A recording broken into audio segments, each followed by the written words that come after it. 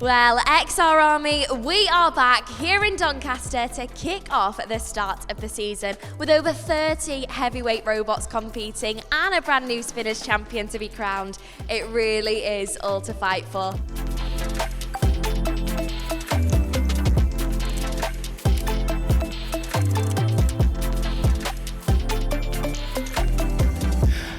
Well, Michael, we are back. You are team champion for 2025, but what is 2026 going to bring for Team Inferno? So we need to see, the forks have really changed the game, but yesterday was promising. I think yesterday we had some horrendous luck across the board, but still some really good results in there. There was that fight against Ripper 8 with Implosion, which I think the judges decided we didn't win, but at the very least it was very, very close, even if we didn't. A lot of people thought we should have won. So that gives us confidence that, we can take down the champion, and we've got the ability to do that. And we then fought Axel, which has got all the forks on with Eruption, and we consistently got around the side. We threw it out the arena. So the Wolfpack right now seems to be the biggest threat to us. They're the one with all the forks. Jono won at the end of last year and has built some brilliant robots. But yesterday gave us the confidence that we definitely have the capabilities to take them down. So I think we're looking good. We put up some really competitive fights. The luck yesterday couldn't have been worse. So I think we're looking really strong now heading into the rest of the year. Yeah, definitely. I mean, you are ever the reliable competitor. Yep. You rely on the old faithfuls to get you through. But how did you spend the off-season? Did you make any tweaks? So for Ignition, yes. So these two haven't even been painted. They're pretty much as they were, but they were very competitive anyway. Ignition had a big trip. It went out to the Middle East. So we did a load of additions. We put some really long forks on the front, which were designed to keep spinners at bay, but also are effective against all these long forks everybody else is going. So we're trialing the fork game. We're seeing if we like it or not. Ignition's kind of like the test bed. We're going to see how it goes, and then Eruption and Implosion right now are still winning, so we'll see what we do with them later down in the season. I never thought you'd be the one to join Fortgate, Michael. You've let me down. Well, I don't like it. I'm proving why I don't like it by putting them on my own robot. That's the point. I've gone for obnoxiously long. They kind of work. I just don't really like driving it with it, so we'll see what we do. But, if people have innovated, we've got to try it out. You can't let everybody else have all the fun, so yeah. Move with the times, Michael, or you'll be left behind. But look, what can we expect from 2026? What new changes are you going to be making? More of the same. I think it's almost more of a tactical change. Eruption hasn't visually changed at all. The advantage we've got with Eruption isn't that we're constantly changing it and adapting it. It's that it's the robot I've been driving for over a decade. I've got so much experience with it. And now the forks have come in, it's forcing me to change my driving game a little bit. So I think the changes are actually a bit more tactical, they're a bit more mental, rather than necessarily doing anything massive on the robot. So we're going to see how that goes first, try out some new strategies, and then if we really need to, I'll start to think about changing the robot. Yes, look, it's Wendy. Wendy Popkins. He knows the rules. The rules are... There are no rules. This is Extreme Robots and Extreme Camera Work. And Wendy has the best flapjacks. Whenever you're getting tired, head to Wendy for a flapjack. We love it.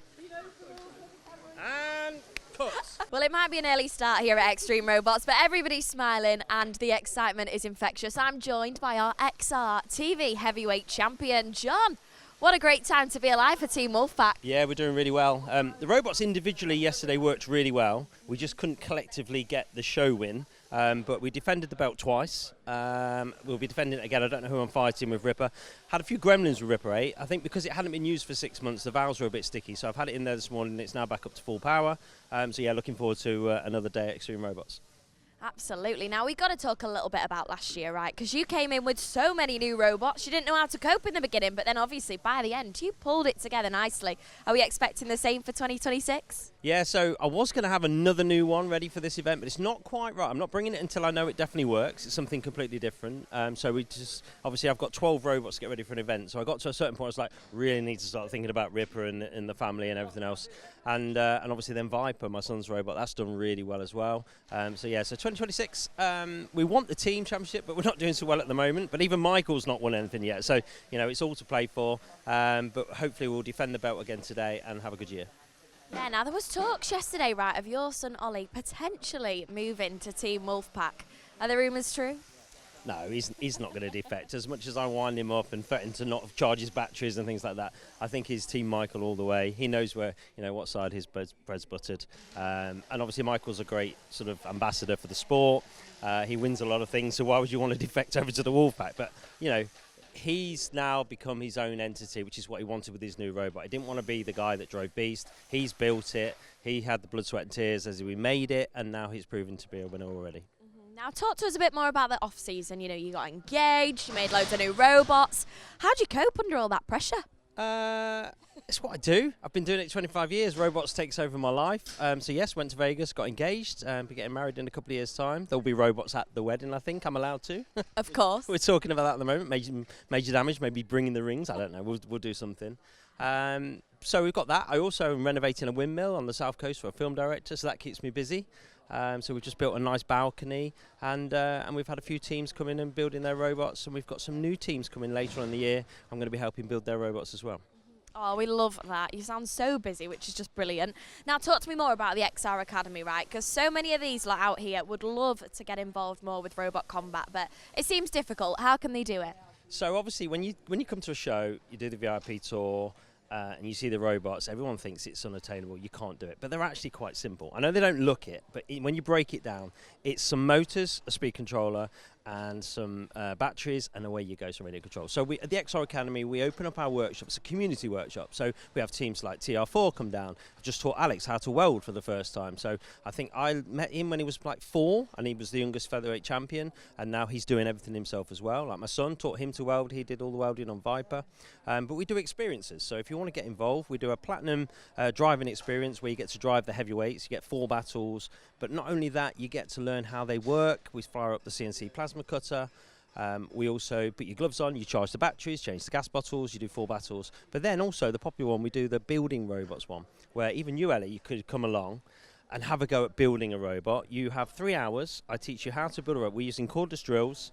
It doesn't cost that much. And at the end, we do a robot football, and then we do a battle. We have a hungry ball in the arena as a house robot, and then obviously then you get to take that robot away. And I would say now we're up to about 40 families that have done that experience, and they now have their own featherweights. There was a family. They've done 3 experiences with me. They came to the show yesterday, and today, they came to see the show yesterday, and they were telling me today they're building their very own robot for the first time. They're going to do it. Well, Ollie, back again for another year with a brand new robot. Tell us all about the Viper. No, yeah, so we had Beast last season, obviously, and it was a good robot. We got top 3 seeding. We did very well with Michael and me in the team fights, but I decided I wanted something new, a bit quicker, bit more agile, so took it to the workshop, took the flipper off, thought what can we do, shorten the flipper, put it onto this new robot design, and then I was like, alright, I need something different. So Michael's got Eruption, my dad's got Ripper, Will's got Manta, and I was like, I need something different. I think I've just done that with Viper, and it's been going well. I've won 2 fights, lost 2, but it seemed to be promising. Yeah, it definitely is a promising future for Viper, but what do you think gives it that cutting edge above what Beast had? It's the fact of the wheels are smaller and it's so much narrower now, so I'm able to turn a lot quicker, and it's not going to take me 10 business days like it did with Beast to turn. So I'm able to turn and be able to defend and not get flipped over as much as I was with Beast. We love that. Honestly, Ollie, you are smashing the robot season already this year. But tell us, what can we expect from you and Michael at Team Inferno? Well, the first 2 shows, we've lost both of them, but it doesn't matter. We're just giving the rest of the teams false sense of security. Then 3rd show, we're going to be on it. This is our show. We're going to win it, and then hopefully that will give us to keep going, winning. That's what we want. Team Inferno dominance again. Well, you were our first Spinners champion of the year. A huge congratulations after some incredible fights yesterday. How's Slice of Life bearing up? Good. I don't think we had any damage from the fights, so we're kind of, well, okay, there was some damage. There's a little kind of retention piece broken, but it's not really a big problem, so yeah, we're good to go. Fantastic. And talk to us about the off-season. What tweaks were you making? So we put on these extra little like bearing bits for the belts on the drive wheels to stop them from coming off. Previously we've lost like every single fight because the belts fell off, so we're trying to fix that this time. And we did try a kind of different arrangement with the weapon motors just to try and protect the motor is better, but that didn't work. So we've gone back to the good old "this works" configuration. After quite a questionable day yesterday, go on, talk to us a little bit about that. So we killed speed controller in the first fight, fixed that. We figured out why we're killing speed controllers. We had the same issue in the second fight, but we had a much better fight. So really good fight for Slice of Life. We are a little bit damaged this morning, so you'll notice this. That's not supposed to do that. So we've got to change the speed controller, change this, and then it should be okay for later on, but it's quite a lot of work. So. All right, so tell me, go into more detail here. What is wrong? What is the problem? So this is one of the drive motors. So it's a brushless motor. That bit spins. So what's probably happened is a magnet has shattered in there, and that is now no good. So we do have a spare, but we've got to cut this gear off and re-weld it on and change it. Change one of the speed controllers as well, because that's died as well. Yeah. And how long will that take you? Is it a long morning ahead? It's all fairly routine stuff, probably a couple of hours just to get it all done properly and put it back together. So it's doable, but just a bit of work. Team Tilly, I'm loving this new team kit. Tell us, what can we expect from you today? It's great to have you back here. Yeah, it's been a while. Taking a bit of time off, recharge the old batteries on myself, come up with some interesting ideas to take it to Michael and Will. So, yeah, this year should be a fairly good year. Love it. Tell us more about Team Tilly, because I know it holds a special place for you. Yeah, so back when I first started, I really liked the house robot Matilda. And my first experience was putting the remote control toy in the arena with all the featherweights. And that's how we started. And now I have a daughter, and she's called Matilda. And she should be here any minute to hopefully help. We love that. The legendary name is holding on. Fantastic work. Now tell us more about this robot that we've got here. So this is Final Strike. It's brand new to me. I got it off someone who, he's also taken a bit of a break from the sport, focusing on himself, getting healthy again. So I saw potential in the robot, and I'm here to hopefully fulfill the potential it has. I've spent the last week working really hard on it, just about to put it back together, wire it all up, and hopefully test it in the arena. And what makes it so special? It's got a very big hammer. Okay then. So it should come down with quite a bit of force. We've got interchangeable heads, so we can swap this. So this is currently HDP plastic, so it'll deliver a gentle touch, and then we have a solid aluminium hammer, and then we can upgrade to maybe have like a pointy hammerhead for Michael, and a gentle one for Craig, because we like Craig. So. Well, Will, I know you're busy, but we had quite a good day yesterday for Team Quake. Talk to us more about that. Much better than expected, actually. Yeah, all the robots did well in their fights. Poseidon won the first show, so it shows the new forks on the front are working really well. Yeah, a really positive fight with Stingray going for the belt against Ripper. And yeah, for a new robot, it held its own really well. So it's very exciting today, can't wait. And is that what we can expect for 2026 for Team Quake? Is it more wins on the way? I hope so, yeah. And hopefully now dishing out some damage with the axe too, because Michael's had it all his own way for a little bit too long. Time to give a bit back. Yeah, now Fort Gate was such a big story last year, but you've stuck with it and it's clearly working out for you, isn't it? Yeah, I mean, when we rebuilt Poseidon last year, we built it with the forks in mind. So unlike a lot of other robots like Ripper that have had to fit them after it's been built, we designed it so the whole front end of this was with those in mind. And we finally brought it around for this year, and it seems to be paying off and doing the job. Fantastic. Now, talk to me about yesterday's damage. Have you had a busy morning making tweaks? It's not too bad. I think where I was running so many robots on my own yesterday, normally I have my dad here as pit crew helping me out. A few silly mistakes crept in. So Tectonic had a gas leak, which was a simple 3-second fix with a spanner. And then after its last fight, I noticed Stingray's gearbox had come loose. And while putting it all back together, I plugged it in wrong. So when I was testing it just before I left here last night, it wasn't working properly. Came back with a fresh set of eyes this morning. Move a connector 1 pin along, and it all works. Well, it's the kindest man in robot combat, Craig from Team Divinity. Craig, what a great start you had yesterday to the season.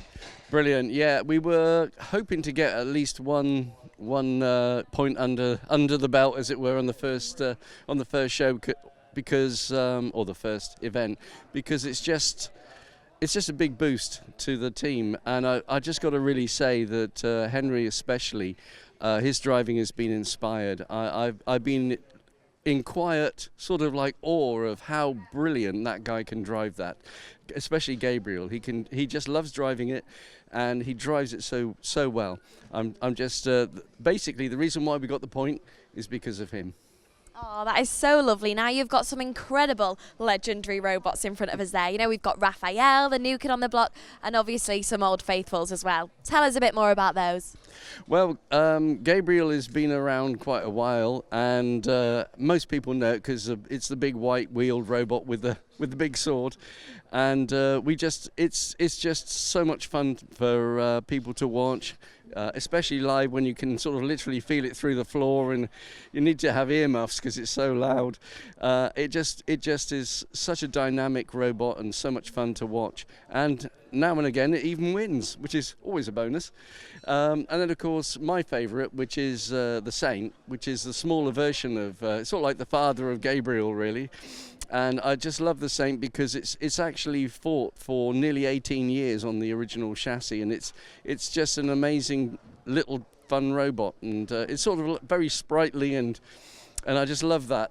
Again, it doesn't win often, but I don't care because it's just such a lovely machine, and that's what I like. And we've got Raphael now, which is the flipper. And that has got a sort of a big wheel theme going on as well, so that's great fun. And we're sort of ironing out a few kinks, but it's doing really, really well. Yeah, I think it's going to be a great season ahead for Team Divinity. Definitely the ones to watch. What more can we expect from 2026, Craig? Hopefully more of the same. I'll be getting Zadkiel going again, which is the spinner robot, and much to the lament of probably a few other spinner teams here, but hope to get that going. I've got a few modifications. The parts haven't come through, so it missed this weekend, but hopefully either next weekend that we do or the weekend after, it'll be up and running, and that'll be great.